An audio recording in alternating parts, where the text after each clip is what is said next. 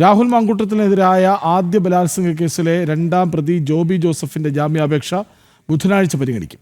Thiruvananthapuram principal sessions കോടതിയാണ് വാദം കേൾക്കുക. ഗർഭം അലസിപ്പിക്കാൻ രാഹുൽ മാങ്കൂട്ടത്തിന്റെ നിർദ്ദേശപ്രകാരം മരുന്ന് കൈമാറിയത് ജോബി എന്നായിരുന്നു അതിജീവിതയുടെ മൊഴി.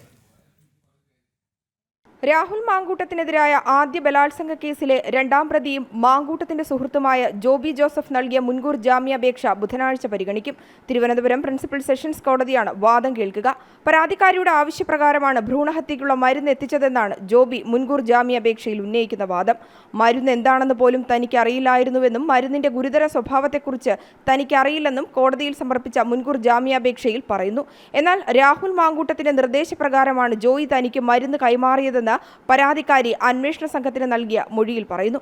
മൊഴിയുടെയും തെളിവുകളുടെയും അടിസ്ഥാനത്തിലാണ് ജോബിക്കെതിരെ അന്വേഷണ സംഘം കേസെടുത്തത്. ഒളിവിൽ തുടരുന്നതിനിടെയാണ് ജോബി മുൻകൂർ ജാമ്യത്തിനായി കോടതിയെ സമീപിച്ചിരിക്കുന്നത്. ജനം, തിരുവനന്തപുരം.